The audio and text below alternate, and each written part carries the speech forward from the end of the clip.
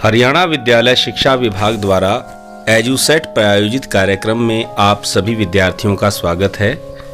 प्यारे विद्यार्थियों, आज की प्रस्तुति में हम दो कविताओं का अध्ययन करेंगे। प्रथम रहीम के दोहे और दूसरी कविता है एक तिनका। ये दोनों ही कविताएं हमें जीवन में बहुत कुछ सीखने का अवसर प्रदान करती हैं। तो आइए इन दोनों कविताओं को अच्छे प्रकार से सुनें, समझें और इनमें दी गई सीख को जीवन में धारण करें।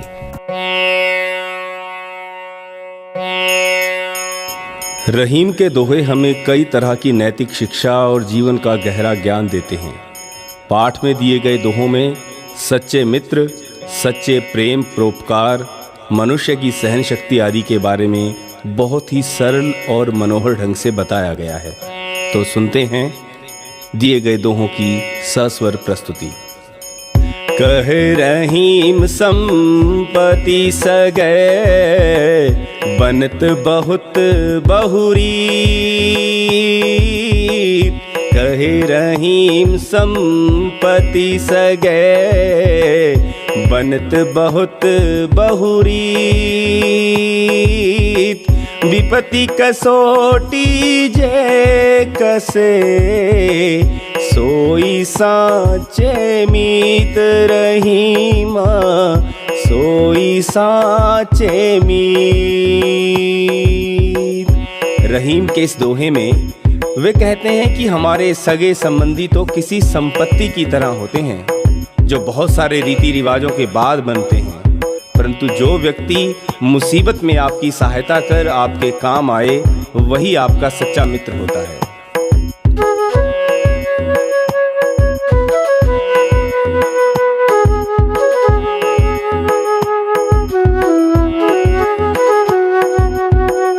जाल परे जल जात बहे, तजमीनन को मोह।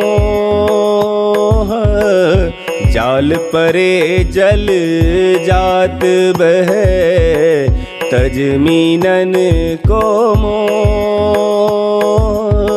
रहीमन मछरी नीर को तऊ, ना छांडत है मोह रहीमा, ना छांडत है मोह। रहीम के इस दोहे के अनुसार सच्चे प्रेम के बारे में उन्होंने बताया है कि जब नदी में मछली पकड़ने के लिए जाल डालकर बाहर निकाला जाता है तो जल तो उसी समय बाहर निकल जाता है। उसे मछली से कोई प्रेम नहीं होता, मगर मछली पानी के प्रेम को भूल नहीं पाती और उसी के वियोग में प्राण त्याग देती है।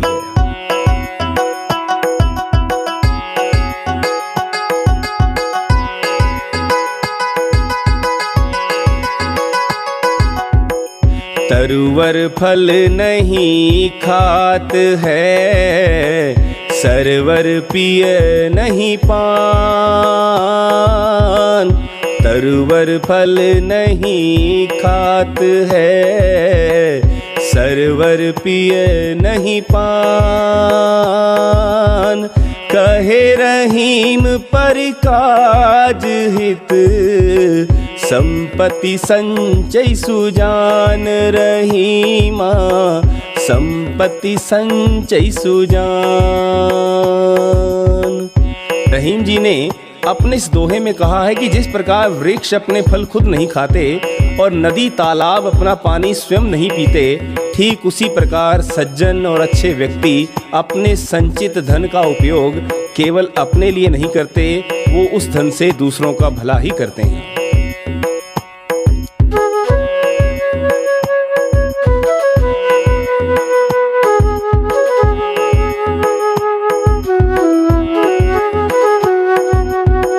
थोथे बादर क्वार के, जो रहीम गहरा।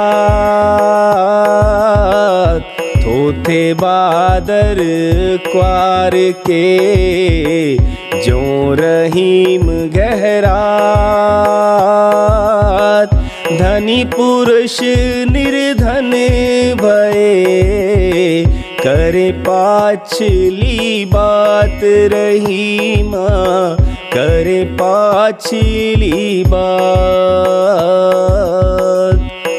इस दोहे में रहीमदास जी ने कहा है कि जिस प्रकार बारिश और सर्दी के बीच के समय में बादल केवल गरजते हैं, बरसते नहीं हैं, उसी प्रकार कंगाल होने के बाद अमीर व्यक्ति अपने पिछले समय की बड़ी बड़ी बातें ही करते हैं जिनका कोई मूल्य नहीं होता।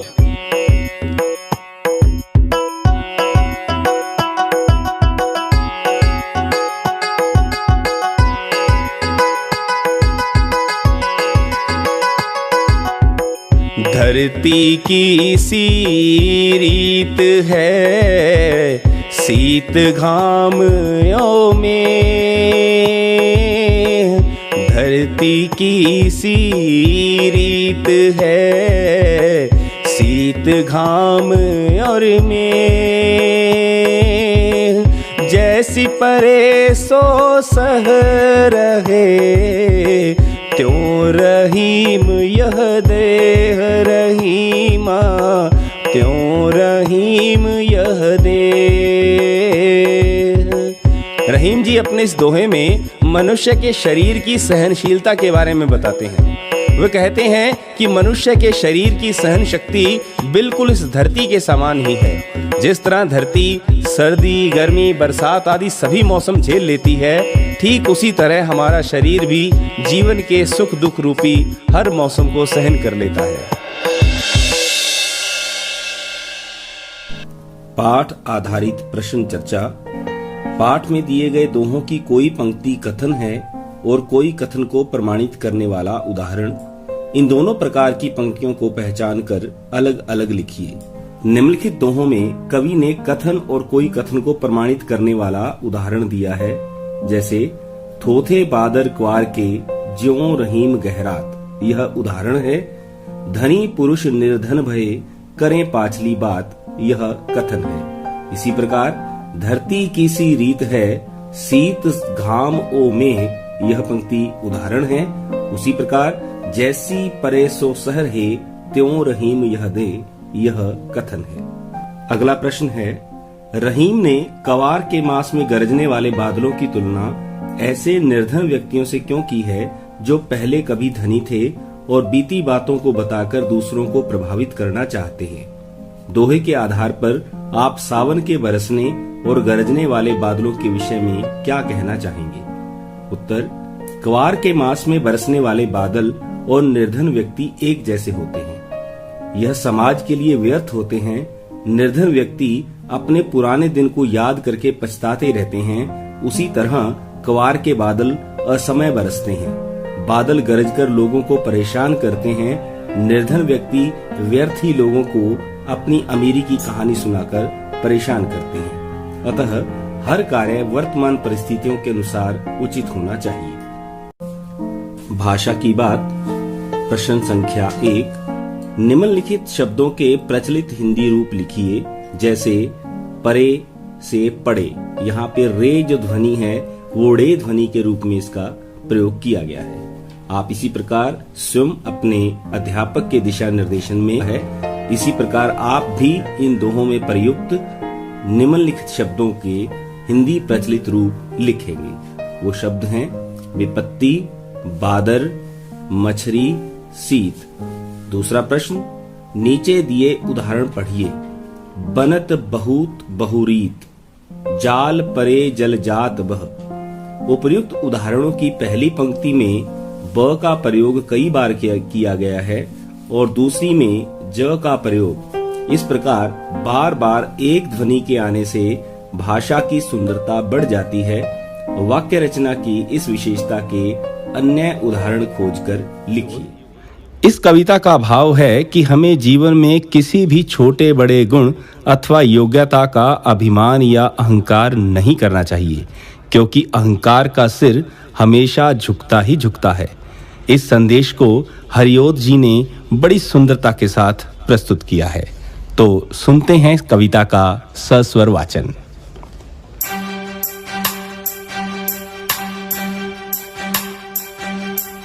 मैं घमंडों से भरा ऐठा हुआ, मैं घमंडों से भरा ऐठा हुआ, एक दिन जब था मुंडेरे पर खड़ा, एक दिन जब था मुंडेरे पर खड़ा, अचानक दूर से उड़ता हुआ, अचानक दूर से उड़ता हुआ, एक तिनका आँख में मेरी पड़ा, एक तिनका आँख में मेरी पड़ा।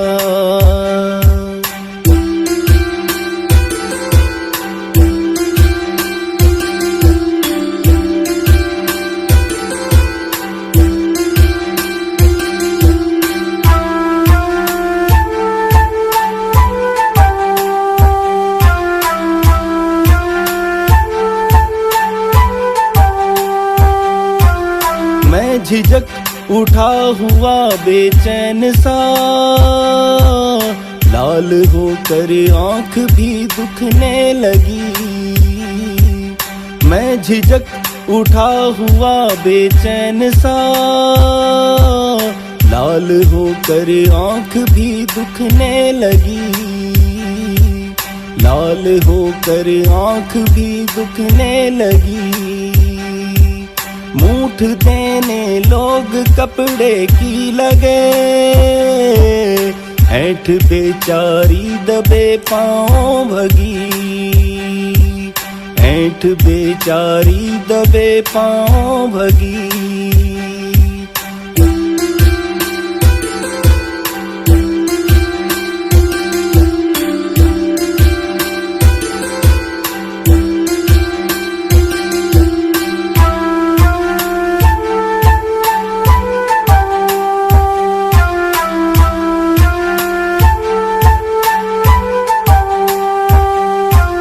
जब किसी ढब से निकल तिनका गया,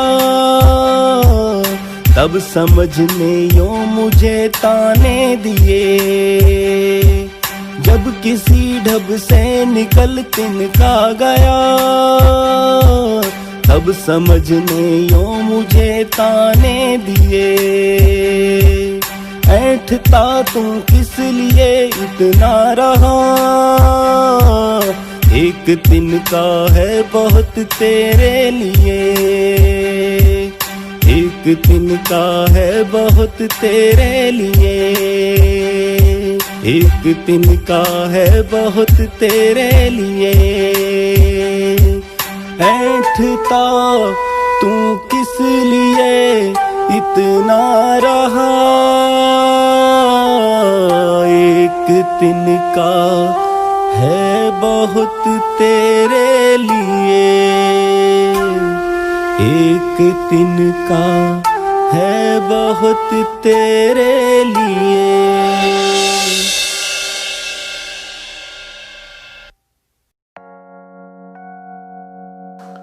तो प्यारे विद्यार्थियों, अभी आपने कविता का सस्वर वाचन सुना। अब प्रस्तुत है आपके समक्ष कविता का सारांश और कविता का भावार्थ। कविता का सारांश। इस कविता के माध्यम से कवि ने घमंड न करने की सीख दी है। कई बार छोटी से छोटी चीज भी बड़े से बड़े घमंड को तोड़कर रख देती है। कवि ऐसी ही एक घटना का जिक्र कर रहा है। एक बार वह घमंड में भरा हुआ अपनी छत की मुंडेर पर खड़ा था। तभी एकाएक कोई तिनका उसकी आंख में पड़ गया। अचानक ही वह बेचैन हो उठा, आंख लाल हो गई और दुखने लगी। लोग उसकी मदद के लिए आगे आए और कपड़े से मूठ बनाकर उसकी आंख में पड़ा तिनका निकालने लगे। उस जरा से तिनके से लेखक का सारा घमंड उड़ गया।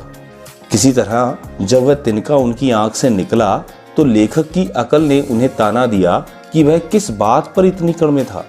उसकी अकड़ को ढीला करने के लिए तो एक जरा सा तिनका ही बहुत है। भावार्थ। मैं घमंडों से भरा ऐठा हुआ, एक दिन जब था मुंडेर पर खड़ा, अचानक दूर से उड़ता हुआ एक तिनका आंख में मेरी पड़ा।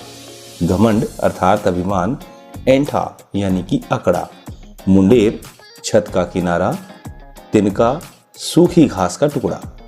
उपयुक्त पंक्तियां हमारी पाठ्य पुस्तक वसंत भाग 2 में संकलित कविता एक तिनका नामक कविता से उद्धृत हैं, जिसके रचयिता हैं अयोध्या सिंह उपाध्याय हरिओद। इस कविता में घमंड न करने की सीख दी गई है। कवि एक बार घमंड से भरकर अकड़ा हुआ अपने छत की मुंडेर पर खड़ा था। उसी समय अचानक दूर कहीं से उड़ता हुआ एक तिनका आकर उसकी आंख में पड़ गया और पल भर में उस जरा सी निर्जीव वस्तु ने उसका सारा घमंड चूर चूर कर दिया।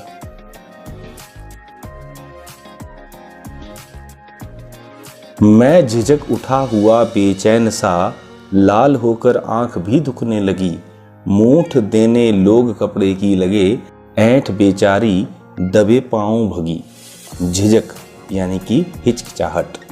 मूठ कपड़े को मोड़कर मोटा तथा गोलकार बनाया हुआ कपड़ा।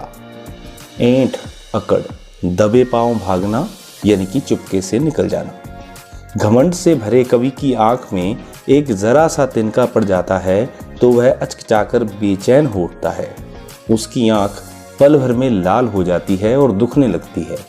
लोग कपड़े की नोक से तिनका निकालने की कोशिश करने लगते हैं। कवि की सारी अकड़ गायब हो जाती है, उसका घमंड हवा में उड़ जाता है। जब किसी ढब से निकल तिनका गया, तब समझने यों मुझे ताने दिए। ऐंठता तू किस लिए इतना रहा, एक तिनका है बहुत तेरे लिए। ढब यानी कि तरीका, समझ, अकल या बुद्धि, ताने देना, व्यंग्य करना, ऐंठना, अकड़ना। घमंड से भरे कवि की आंखों में एक तिनका पड़ते ही उसकी सारी अकड़ ढीली हो जाती है।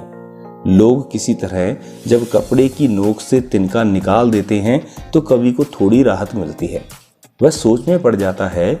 उसकी अपनी बुद्धि ही उस पर व्यंग करती है कि वह किस बात पर आखिर इतना अकड़ रहा था। उसके घमंड को चूर करने के लिए तो एक तिनका ही पर्याप्त है।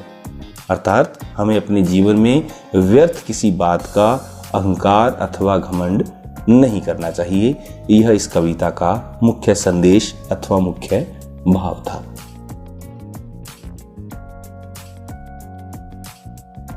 पाठ्य पुस्तक के आधार पर प्रश्न अभ्यास कविता से। प्रश्न संख्या 1, नीचे दी गई कविता की पंक्तियों को सामान्य वाक्य में बदलिए। जैसे एक तिनका आंख में मेरी पड़ा, इसे किस प्रकार लिखा जा सकता है? मेरी आंख में एक तिनका पड़ा।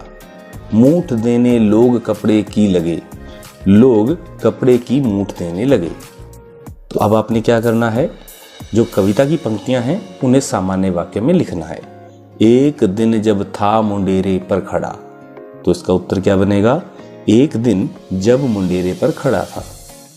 लाल होकर आंख भी दुखने लगी, इसे लिखा जाएगा आंख लाल होकर दुखने लगी।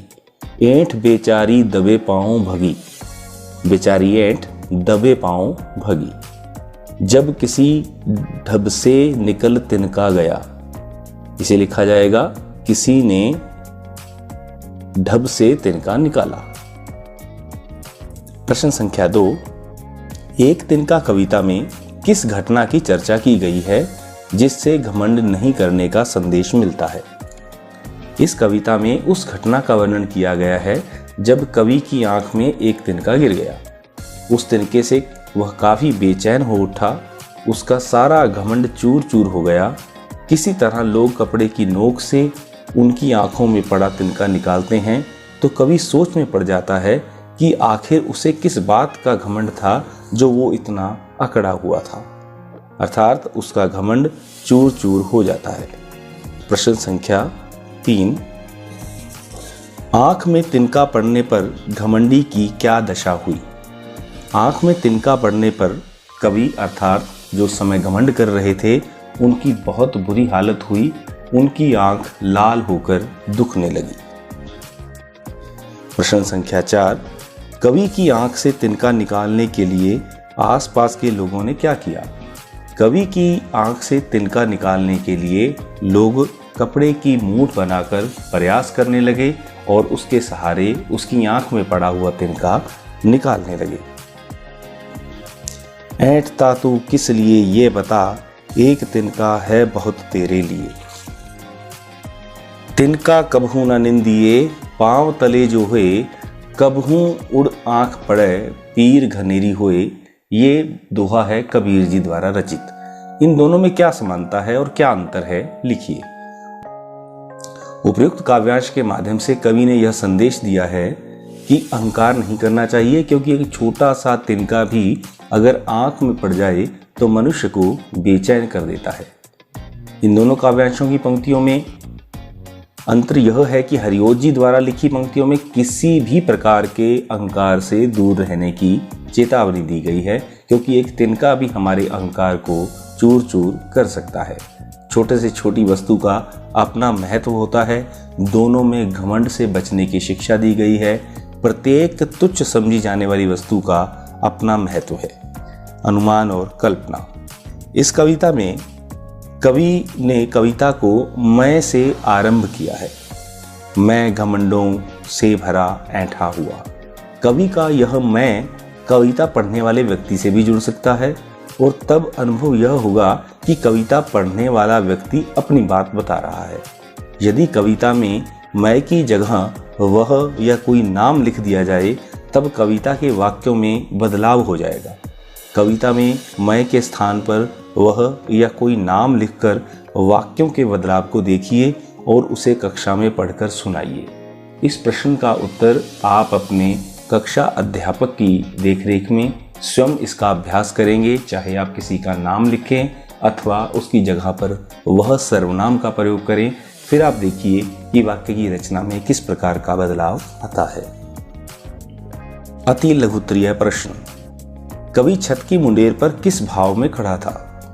कवि छत की मुंडेर पर घमंड से भरे हुए भाव में खड़ा था। कवि की बेचैनी का क्या कारण था? कवि की आंख में तिनका गिर जाने के कारण वह बेचैन हो गया था। उसकी आंख लाल होकर दुखने लगी थी। आसपास के लोगों ने क्या प्रयास किया? आसपास के लोग कपड़े की नोक से कवि की आंख में पड़ा हुआ तिनका निकालने का प्रयास करने लगे। तो प्यारे विद्यार्थियों, हमने इस कविता के माध्यम से जाना कि हमें अपने जीवन में किसी भी प्रकार का अहंकार या अभिमान नहीं करना चाहिए। जिस उद्देश्य से यह कविता आपके पाठ्यक्रम में शामिल की गई है, इस कविता का उद्देश्य है आपको यह सीख देना कि जीवन में चाहे किसी भी प्रकार का गुण, किसी भी प्रकार की उपलब्धि या किसी भी प्रकार की गुणवत्ता को आप प्राप्त कर लें, लेकिन उसे आप अभिमान या घमंड स्वरूप में धारण ना करें। तो आप जीवन में कभी भी घमंड या अभिमान का शिकार न हो। अतः अपने जीवन को और अपने व्यवहार को विनम्रतापूर्वक और सहजतापूर्वक बनाना चाहिए, ताकि आप जीवन में और अधिक उन्नति कर सकें। धन्यवाद।